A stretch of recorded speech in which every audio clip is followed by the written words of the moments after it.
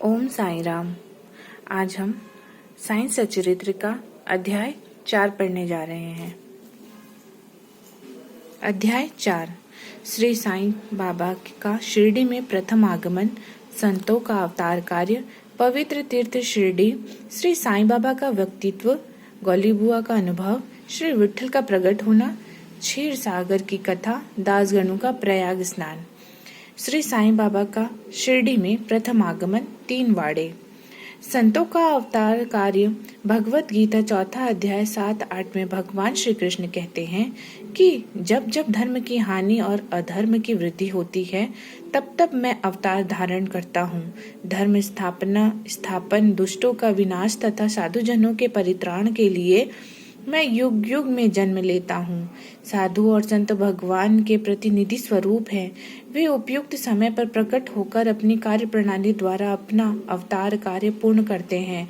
अर्थात जब ब्राह्मण, क्षत्रिय और वैश्य अपने कर्तव्यों से विमुख हो जाते हैं, जब शूद्र उच्च जातियों के अधिकार छीनने लगते हैं, जब धर्म के आचार्यों का अनादर तथा निंदा होने लगती है, जब लोग निषिद्ध भोज्य पदार्थों और मदिरा आदि का सेवन करने लगते हैं, जब धर्म की आड़ में निंदित कार्य होने लगते हैं, जब भिन्न भिन्न धर्मावलंबी परस्पर लड़ने लगते हैं, जब ब्राह्मण संध्या कर्म करना छोड़ देते हैं, कर्मठ पुरुषों को धार्मिक कृतियों में अरुचि उत्पन्न हो जाती है, जब योगी ध्यान आदि कर्म करना छोड़ देते हैं और जब जन साधारण की ऐसी धारणा हो जाती है कि केवल धन, संतान और स्त्री ही सर्वस्व है, तथा इस प्रकार जब लोग सत्य मार्ग से विचलित होकर अधपतन की ओर अग्रसर होने लगते हैं, तब संत प्रकट होकर अपने उपदेशों एवं आचरण के द्वारा धर्म की संस्थापना करते हैं।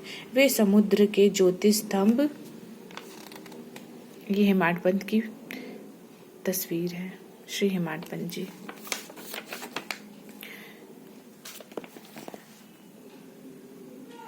की तरह हमारा उचित मार्गदर्शन करते तथा सत्य पथ पर चलने को प्रेरित करते हैं। इस मार्ग पर अनेकों संत, निवृत्तिनाथ, ज्ञानदेव, मुक्ताबाई, नामदेव, गोरा गोणाई, एकनाथ, तुकाराम, नरहरि, नरसी भाई, सजन कसाई, सावंता माली, रामदास तथा अन्य कई संत सत्य मार्ग का दिग्दर्शन कराने हेतु भिन्न भिन्न अवसरों पर प्रकट हुए और इन सब के पश्चात शिरडी में श्री साईं बाबा का अवतार हुआ। पवित्र तीर्थ शिरडी अहमदनगर जिले में गोदावरी नदी के तट बड़े ही भाग्यशाली हैं, जिन पर अनेक संतों ने जन्म धारण किया और अनेकों ने वहां आश्रय पाया। ऐसे संतों में श्री ज्ञानेश्वर महाराज प्रमुख थे। शिरडी अहमदनगर जिले के कोपरगांव तालुका में है। गोदावरी नदी पार करने के पश्चात मार्ग सीधा शिरडी को जाता है। 8 मील चलने पर जब आप नीम गांव पहुंचेंगे तो वहां से शिरडी दृष्टिगोचर होने लगती है। कृष्णा नदी के तट पर अन्य तीर्थ स्थान गांगणापुर, नरसिंहवाड़ी और औदुंबर के समान ही शिरडी भी प्रसिद्ध तीर्थ है। जिस प्रकार दामोजी ने मंगल वेठा को पंढरपुर के समीप, समर्थ रामदास ने सज्जनगढ़ को, दत्तावतार श्री नरसिंह सरस्वती ने वाड़ी को पवित्र किया, उसी प्रकार श्री साईं ने शिरडी में अवतीर्ण होकर उसे पावन बनाया। श्री साईं बाबा का व्यक्तित्व। श्री साईं बाबा के सान्निध्य में शिरडी का महत्व विशेष बढ़ गया है। अब हम उनके चरित्र का अवलोकन करेंगे। उन्होंने इस भवसागर पर विजय प्राप्त कर ली थी, जिसे पार करना महान दुष्कर और कठिन है। शांति उनका आभूषण तथा वे ज्ञान की साक्षात प्रतिमा थे। वैष्णव भक्त सदैव वहां आश्रय पाते थे। दानवीरों में वे राजा कर्ण के समान दानी थे। वे समस्त सारों के सार रूप थे। ऐहिक पदार्थों से उन्हें अरुचि थी। सदा आत्म स्वरूप में निर्मग्न रहना ही उनके जीवन का मुख्य ध्येय था। अनित्य वस्तुओं का आकर्षण उन्हें छू भी नहीं गया था। उनका हृदय शीशे के सदृश उज्जवल था। उनके श्री मुख से सदैव अमृत वर्षा होती थी। अमीर और गरीब उनके लिए दोनों एक समान थे।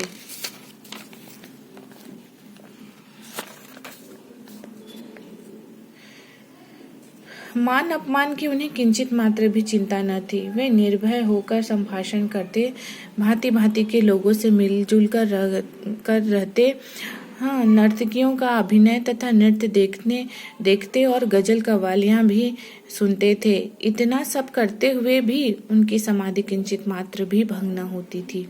अल्लाह का नाम सदा उनके होठों पर था।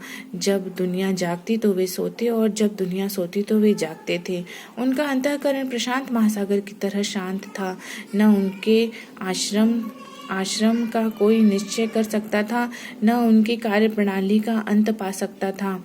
कहने के लिए तो वे एक स्थान पर निवासी करते थे, परंतु विश्व के समस्त व्यवहारों और व्यापारों का उन्हें भली भांति ज्ञान था। उनके दरबार का रंग ही निराला था। वे प्रतिदिन अनेक किंवदंतियां कहते थे, परंतु उनकी अखंड शांति किंचित मात्र भी विचलित न होती थी। वे सदा मस्जिद की दीवार के सहारे बैठे रहते थे तथा प्रातः, मध्य और सायंकाल लेंडी और चावड़ी की ओर वायु सेवन करने जाते थे, तो भी सदा आत्मस्थिति ही रहते थे। स्वतः सिद्ध होकर वे साधकों के समान आचरण करते थे। वे विनम्र, दयालु और अभिमान रहित थे। उन्होंने सबको सदा सुख पहुंचाया। ऐसे थे श्री साईं बाबा, जिनके श्री चरणों का स्पर्श कर शिरडी पावन बन गई। उसका महत्व असाधारण हो गया। जिस प्रकार ज्ञानेश्वरी ने आनंदी और एकनाथ ने पैठणकर का उत्थान किया, वही गति श्री साईं बाबा द्वारा शिरडी को प्राप्त हुई। शिरडी के फूल, पत्ते, कंकड़ और पत्थर भी धन्य हैं, जिन्हें श्री साईं चरणाम्बुजों का चुंबन तथा उनकी चरण रज मस्तक पर धारण करने का सौभाग्य प्राप्त हुआ।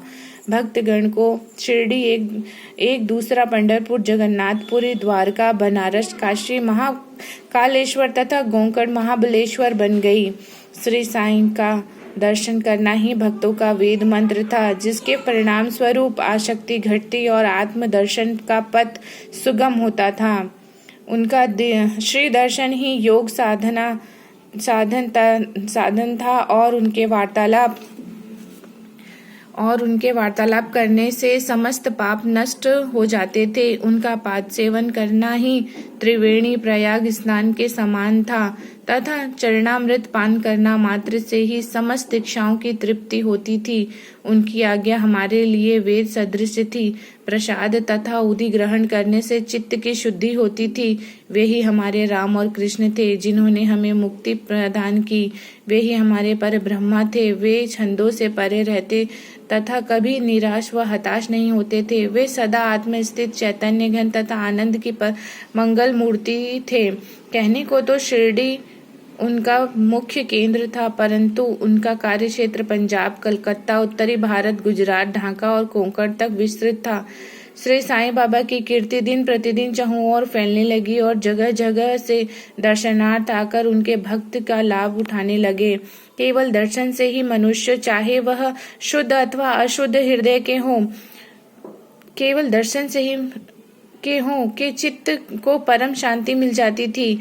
उन्हें उसी आनंद का अनुभव होता था जैसा कि पंढरपुर में श्री विठ्ठल के दर्शन से होता है। यह कोई अतिशयोक्ति नहीं है। देखिए, एक भक्त ने यही अनुभव पाया है। गौली बुआ, एक 95 वर्ष के वयोवृद्ध भक्त, जिनका नाम गौली बुआ था, पंडरी के एक वारकरी थे। वे 5 मास पंढरपुर, 4 मास आषाढ़ से कार्तिक तक गंगा तट पर निवास करते थे। सामान ढोने के लिए वे एक गधे को अपने पास रखते और एक शिष्य भी सदैव उनके साथ रहता था।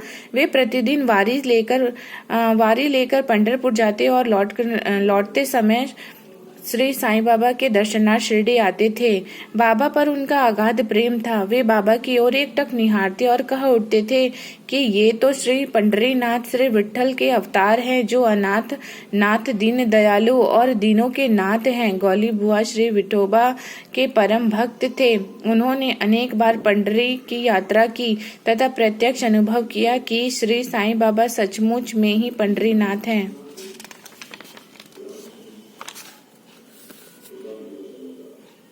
विठ्ठल स्वयं प्रकट हुए। श्री साईं बाबा की ईश्वर चिंतन और भजन में विशेष अभिरुचि थी। वे सदैव अल्लाह मालिक पुकारते तथा भक्तों से कीर्तन सप्ताह करवाते थे। इसे नाम सप्ताह भी कहते हैं। एक बार उन्होंने दासगणों को कीर्तन सप्ताह करने की आज्ञा दी। दासगणों ने बाबा से कहा कि आपकी आज्ञा मुझे शिरोधार्य है, परंतु इस बात का आश्वासन मिलना चाहिए कि सप्ताह के अंत में विट्ठल अवश्य प्रकट होंगे। बाबा ने अपना हृदय स्पर्श करते हुए कहा कि विट्ठल अवश्य प्रकट होंगे, परंतु साथ ही भक्तों में श्रद्धा व तीव्र उत्सुकता का होना भी अनिवार्य है। ठाकुर नाथ की डंकपुरी, विट्ठल की पंडरी, रणछोड़ की द्वारका, यही तो है। किसी को दूर जाने की आवश्यकता नहीं है। क्या विट्ठल कहीं बाहर से आएंगे? वे तो यहीं विराजमान हैं। जब भक्तों में प्रेम और भक्ति का स्रोत प्रभावित होगा तो विट्ठल स्वयं ही यहाँ प्रकट हो जाएंगे। सप्ताह समाप्त होने के बाद विट्ठल भगवान इस प्रकार प्रकट हुए। काका साहेब दीक्षित सदैव की भांति स्नान करने के पश्चात जब ध्यान करने बैठे तो उन्हें विट्ठल के दर्शन हुए। दोपहर के समय जब वे बाबा के दर्शनार्थ मस्जिद पहुंचे तो बाबा ने उनसे पूछा, क्यों विट्ठल पाटिल आए थे ना? क्या तुम्हें उनके दर्शन हुए? वे बहुत चंचल हैं, उनको दृढ़ता से पकड़ लो। यदि थोड़ी भी असावधानी की तो वे बचकर निकल जाएंगे। यह प्रातः काल की घटना थी और दोपहर के समय उन्हें पुनः दर्शन हुए। उसी दिन एक चित्र बेचने वाला विठोबा के 25-30 चित्र लेकर वहां बेचने को आया। यह चित्र ठीक वैसा ही था जैसा कि काका साहेब दीक्षित को ध्यान में दर्शन हुए थे। चित्र देखकर और बाबा के शब्दों के स्मरण कर काका साहेब को बड़ा विस्मय और प्रसन्नता हुई। उन्होंने एक चित्र सहर्ष खरीद लिया और उसे अपने देवघर में प्रतिष्ठित कर दिया। ठाणा की अवकाश प्राप्त मामलतदार श्री वीवी देव ने अपने अनुसंधान के द्वारा यह प्रमाणित कर दिया कि शिरडी पंढरपुर की परिधि में आती है। दक्षिण में पंढरपुर श्री कृष्ण का प्रसिद्ध स्थान है। अतः शिरडी ही द्वारका है। साईं लीला पत्रिका भाग 12 अंक 1, 2, 3 के अनुसार द्वारका की एक और व्याख्या सुनने में आई है, जो कि के नारायण अय्यर द्वारा लिखित भारतवर्ष का स्थायी इतिहास में स्कंद पुराण भाग 2 पृष्ठ 90 में उद्धृत की गई है। वह इस प्रकार है, चतुर्वर्णामपि वर्गाणा यत्र द्वाराणि सर्वत्र अतो द्वारावतीत्युक्ता विद्वभस्तत्ववादिभिः। जो स्थान चारों वर्णों के लोगों को धर्म, अर्थ, काम और मोक्ष के लिए सुलभ हो, दार्शनिक लोग उसे द्वारका के नाम से पुकारते हैं। शिरडी में बाबा की मस्जिद केवल चारों वर्णों के लिए ही नहीं, अपितु दलित, अस्पृश्य और भागोज सिंधी जैसे कोढ़ी आदि सब के लिए खुली थी। अतः शिरडी को द्वारका कहना ही सर्वथा उचित है। भगवतराव क्षीरसागर की कथा। श्री विट्ठल पूजन में बाबा को कितनी रुचि थी, यह भगवतराव क्षीरसागर की कथा से स्पष्ट है। भगवतराव के पिता विठोबा के परम भक्त थे, जो प्रतिवर्ष पंढरपुर को वारी लेकर जाते थे। उनके घर में विठोबा की एक मूर्ति थी, जिसकी वे नित्य प्रति पूजा करते थे। उनके मृत्यु के पश्चात उनके पुत्र भगवतराव ने वारी, पूजन, श्राद्ध इत्यादि समस्त कर्म करना छोड़ दिया। जब भगवतराव शिरडी आए तो बाबा उन्हें देखते ही कहने लगे कि इनके पिता मेरे परम मित्र थे, इसी कारण मैंने इन्हें यहाँ बुलाया है। इन्होंने कभी नैवेद्य अर्पण नहीं किया तथा मुझे और विठोबा को भूखों मारा है, इसलिए मैंने इन्हें यहाँ आने को प्रेरित किया है। अब मैं इन्हें हठ पूर्वक शिरडी पूजा में लगा दूंगा। दासगणों का प्रयाग स्नान। गंगा और यमुना नदी के संगम पर प्रयाग प्रसिद्ध पवित्र तीर्थ स्थान है।